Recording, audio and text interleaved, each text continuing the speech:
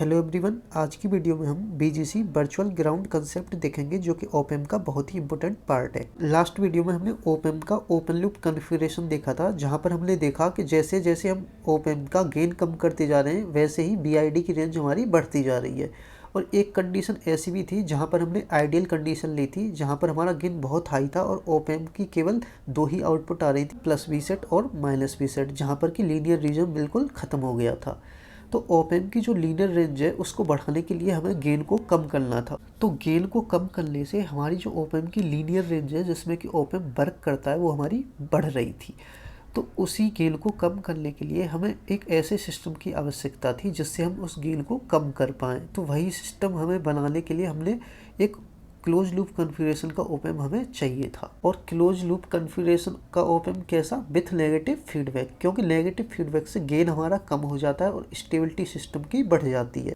तो अब हम यहाँ पर BGC का कंसेप्ट देखेंगे, उससे पहले मैं ओप एम्प का क्लोज लूप कॉन्फ़िगरेशन देखूंगा।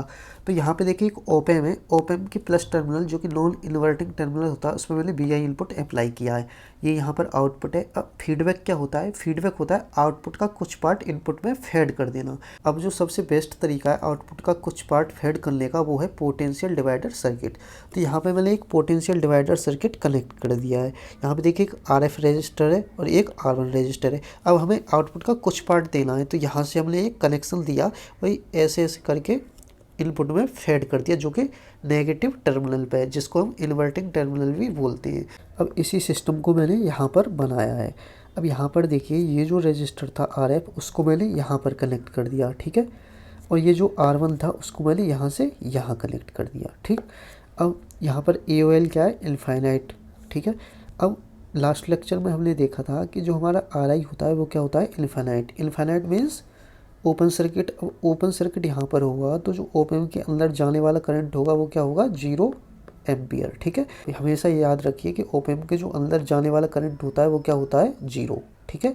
और ये एक नेगेटिव फीडबैक के साथ क्लोज लूप सिस्टम का फिगर है। नेगेटिव फीडबैक कैसे? क्योंकि आउटपुट का कुछ पार्ट इनपुट में नेगेटिव टर्मिनल पे अप्लाई किया जा रहा है, इसलिए क्या है? Negative feedback. अगर यही आउटपुट का कुछ पार्ट पॉजिटिव टर्मिनल पे अप्लाई किया जाता तो ये क्या हो जाता? Positive feedback. अब यहाँ से देखिए AOL क्या हुआ हमारा? B0 अपॉन BID, क्योंकि अभी हम इसकी बात कर रहे हैं। AOL क्या है? ये चीज़, ठीक है। तो इसका आउटपुट क्या है? V0 और ये इनपुट क्या है इसका? ये इसके बीच का डिफरेंस तो क्या है? BID। ACL एक नया टर्म आ गया ACL, जो कि इस पूरे सिस्टम का गेन है, ठीक है।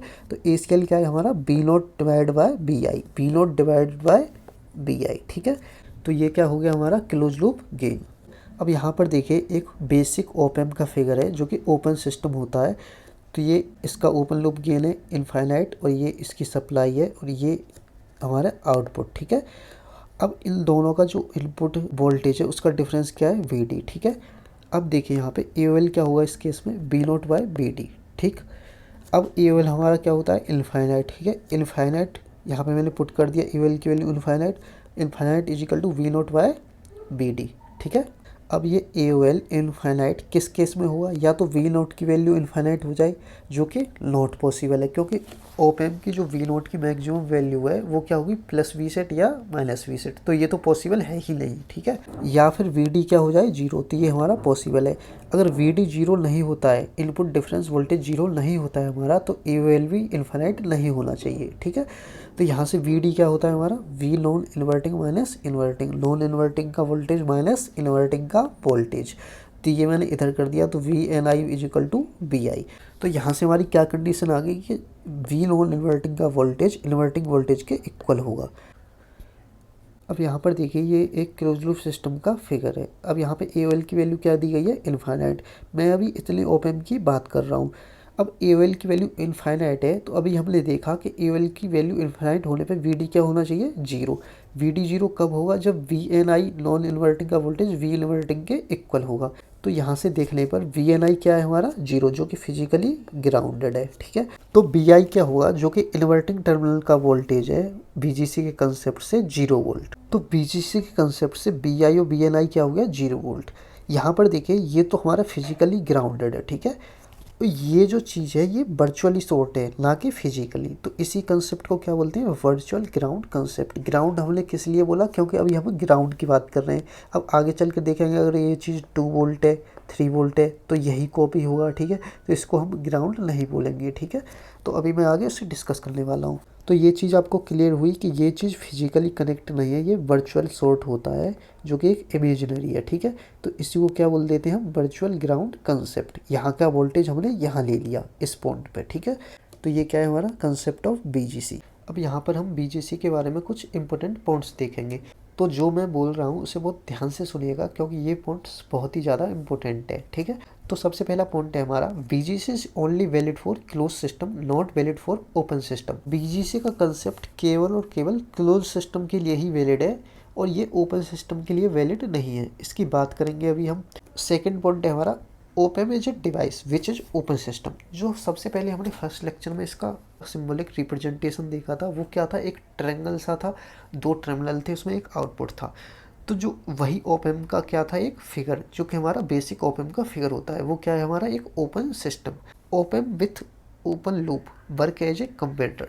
उसमें कोई भी फीडबैक नहीं था, क्योंकि वो ओपन लूप था। और वही ओपन क्या किसकी तरह वर्क करेगा, हमारा एक कंपेरेटर की तरह वर्क करेगा। और अभी हमने पहले ही पढ़ा था इस फर्स्ट पॉइंट में कि ओपन सिस्टम के लिए वीजीसी एप्लीकेबल नहीं है। तो कंपेरेटर क्या है, एक ओपन लूप सिस्टम। तो कंपेरेटर के लिए भी वीजीसी का कंसेप्ट वैलिड नहीं होता, ठीक है। अब देखिए यहाँ पर कि ओपन लूप सिस्टम के लिए ये कंसेप्ट वैलिड क्यों नहीं होता। मान लीजिए एक ओपन लूप सिस्टम है, ठीक है। अब देखिए यहाँ पर AOL की वैल्यू क्या है, इनफाइनाइट। अब AOL की वैल्यू इनफाइनाइट होने के लिए हमारी जो इनपुट डिफरेंस वोल्टेज की वैल्यू है वो क्या होनी चाहिए, 0। अब इस केस में BD की वैल्यू 0 हो सकती है क्या, नहीं हो सकती। This is not possible. क्यों, क्योंकि हमारा जो ये दोनों टर्मिनल है इनका वोल्टेज हमें पता होता है। क्योंकि V नॉन इन्वर्टिंग पे मान लीजिए हमने 2 वोल्ट दे दिया, यहाँ पे हमने 1 वोल्ट दे दिया, तो ये दोनों इक्वल हुए क्या, नहीं हुए। इक्वल होंगे तभी तो हमारा VGC का कंसेप्ट वैलिड होगा। और AOL का वैल्यू इनफाइनाइट होने के लिए ये दोनों हमारे इक्वल होने चाहिए, जबकि ये दोनों इक्वल नहीं है। तो ओपन लूप के केस में हमारा VGC का कंसेप्ट वैलिड नहीं होता। क्लोज लूप के केस में क्यों वैलिड था, क्योंकि हमारा जो ये ऑप एम्प था, हमें केवल और केवल इस पॉइंट का वोल्टेज हमें आइडेंटिफाई था, इस पॉइंट का वोल्टेज हम जानते थे, इस पॉइंट का वोल्टेज हमें नहीं पता। तो इसलिए हम डायरेक्ट वर्चुअल शॉर्ट हम यहाँ पर कर देते थे, ठीक है। क्योंकि ओपन लूप के केस में हमें दोनों टर्मिनल का वोल्टेज पता होता है, वो दोनों वोल्टेज इक्वल नहीं होते, इसलिए वहाँ पर VGC का कंसेप्ट वैलिड नहीं होता, ठीक है। तो एक पॉइंट आपका क्लियर हुआ। तो ये पॉइंट मैंने यहाँ पर लिख भी दिया है कि AOL की वैल्यू अगर इन्फाइनाइट है तो VNI और VI क्या होनी चाहिए, इक्वल। तो VNI is equal to VI, जो कि पॉसिबल नहीं है, which is not possible in open system, ठीक है। अब अगला पॉइंट देखते हैं, VGC is not applicable to open. जी हाँ, आपने सही सुना कि VGC ओपन के लिए अप्लाई नहीं होता। आप सोच रहे होंगे कि अभी हम पढ़ तो ओपन रहे हैं, तो यहाँ पर तो हम VGC लगा रहे हैं। दोस्तों, हम जो ओपन पढ़ रहे हैं वो एक एप्लीकेशन है, उसमें क्योंकि फीडबैक अप्लाई किया गया है। हमारा जो बेसिक ओपन होता है, जो कि ये वाला होता है, वो उसमें हम VGC का कंसेप्ट नहीं लगा सकते, जिसको कि हम ओपन डिवाइस बोलते हैं, जिसको हम पढ़ते शुरू से आए थे कि open is a high and DC coupled amplifier, ठीक है। और इसी को हम कंपेरेटर सर्किट भी बोलते हैं। तो इंडिविजुअल ओपन के केस में हम VGC का कंसेप्ट अप्लाई नहीं कर सकते। तो ये चीज़ आप ऐसे मत सोचना कि हम ओपन में VGC का कंसेप्ट अप्लाई नहीं कर सकते, करेंगे, लेकिन कब, जब उसमें फीडबैक होगा। कब हम अप्लाई नहीं करेंगे, जब हम इंडिविजुअल ओपन या ओपन डिवाइस की बात करेंगे, जो कि एक ओपन लूप सिस्टम होता है। अब यहाँ पर देखिए, ओपन के मैंने कुछ नेम लिख दिए हैं जो कि एग्जाम में कई बार पूछ भी लिए जाते हैं, और ये बहुत ही इंपॉर्टेंट है। Open can also called differential amplifier, voltage amplifier, direct coupled amplifier. ये तीनों वर्ड्स मैं पहले ही डिस्कस कर चुका हूँ, तो इसको बताने की मेरे को अभी नीड नहीं है। Open can also be called comparator circuit. हमने देखा था कि आइडियल ओपन के केस में हमारी जो वी आउट की वैल्यू क्या मिल रही थी, प्लस वी सेट और माइनस वी सेट, जो कि कंपेरेटर का काम कर रही थी। तो ओपन को हम क्या बोल सकते हैं, कंपेरेटर सर्किट। यहाँ पे हम ओपन की डिवाइस की बात कर रहे हैं, ठीक है, ना कि उसके फीडबैक की। तो ओपन का जो बेसिक ओपन होता है हमारा, उसके नेम है ये सारे के सारे, ठीक है। ओपन को हम वन बिट क्वांटाइजर सर्किट भी बोल सकते हैं, क्योंकि जब हमने कंपेरेटर सर्किट बनाया था तो वहाँ पर 2 लेवल थे, प्लस वी सेट और माइनस वी सेट, ठीक है। तो ये वन बिट क्वांटाइजर की तरह भी वर्क कर सकता है। इसको हम स्क्वायर वेव जनरेटर भी बोल सकते हैं, क्योंकि ओपेम के किसी भी एक इनपुट पे अगर साइनसोइडल सिग्नल अप्लाई करेंगे और दूसरा ग्राउंड है तो हमें जो आउटपुट में जो वेव फॉर्म मिलेगी वो स्क्वायर वेव मिलेगी, ठीक है। तो इसको हम स्क्वायर वेव जनरेटर भी बोल सकते हैं। It can also be called ADC, analogue to digital converter. इसको हम एनालॉग टू डिजिटल कन्वर्टर भी बोल सकते हैं, क्योंकि ओपेम के जब एक टर्मिनल पर हम साइनसोइडल सिग्नल अप्लाई करते हैं जो कि एनालॉग फॉर्म का होता है और आउटपुट में हमें प्लस वी सेट और माइनस वी सेट मिलता है, क्योंकि हमें स्क्वायर वेव फॉर्म मिलती है और ये लॉजिक मिलते हैं प्लस वी सेट और माइनस वी सेट, जो कि हमारी डिजिटल वैल्यू है। तो ओपेम को क्या बोल सकते हैं हम, ADC, analogue to digital converter. It is called magnitude comparator, क्योंकि ओपन लूप ओपेम है, जो हमारा ओपेम डिवाइस है वो कंपेरेटर की तरह बिहेव करता है और वहाँ पर हमारा क्या करता है, मैग्नीट्यूड को कंपेयर करता है। तो इसको क्या बोल सकते हैं, एक मैग्नीट्यूड कंपेरेटर, ठीक है। अब देखिए मैंने फिर से एक क्लोज लूप सिस्टम ले लिया है। यहाँ पे एवल की वैल्यू इनफाइनाइट है, ठीक है, क्योंकि एक आइडियल ओपेम है। मैक्सिमम केस में आपको आइडियल ओपेम ही देखने को मिलेगा, या तो आपको क्वेश्चन में आइडियल ओपेम लिख के देगा, और लिख के नहीं भी दिया है तब भी आप आइडियल ओपेम एज्यूम करेंगे। और अगर क्वेश्चन में प्रैक्टिकल ओपेम दिया है तब आप उसको प्रैक्टिकल की तरह बिहेव करेंगे, ठीक है। तो अगर आपको पहले से बता दिया गया है कि ओपेम का ओपन लूप गेन इनफाइनाइट है तो वो क्या है, एक हमारा आइडियल ओपेम, और नहीं भी क्वेश्चन में लिख के दिया है कि एक आइडियल है या प्रैक्टिकल है तो आप उसको आइडियली एज्यूम करेंगे, उसका ओपन लूप गेन क्या मान लेंगे, इनफाइनाइट, ठीक है। तो यहाँ पर 2 वोल्ट का मैंने सिग्नल अप्लाई किया है नॉन इन्वर्टिंग टर्मिनल पे, ठीक है। अब देखिए यहाँ पर BNI की वैल्यू क्या है हमारी, 2 वोल्ट। यहाँ पर EL की वैल्यू इनफाइनाइट होने के लिए हमारी VD की वैल्यू क्या होनी चाहिए, 0। VD की वैल्यू 0 होने के लिए VNI और VI क्या होनी चाहिए, इक्वल। VNI की वैल्यू क्या है हमारी, 2 वोल्ट, तो VI की वैल्यू भी क्या हो गई हमारी, 2 वोल्ट।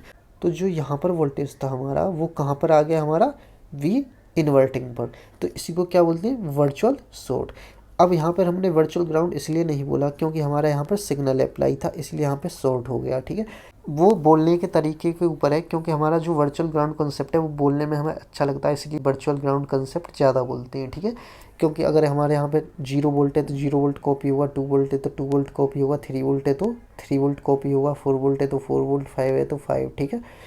तो अगर 0 वोल्ट है तो उसको ग्राउंड से कनेक्ट होता है और यही कॉपी हो जाता है, इसलिए उसको वर्चुअल ग्राउंड कंसेप्ट बोल देते हैं। ऐसा नहीं है कि आप इसको वर्चुअल ग्राउंड कंसेप्ट नहीं बोल सकते, गलत नहीं है, लेकिन वहाँ पर हमने ग्राउंड से कॉपी किया था इसलिए उसको वर्चुअल ग्राउंड बोल दिया, और यहाँ पर हमने 2 वोल्ट कॉपी किया है, ठीक है, तो इसको बोल दिया हमने वर्चुअल शॉर्ट, क्योंकि वर्चुअली शॉर्ट है। वर्चुअल इसलिए क्योंकि वर्चुअली शॉर्ट है।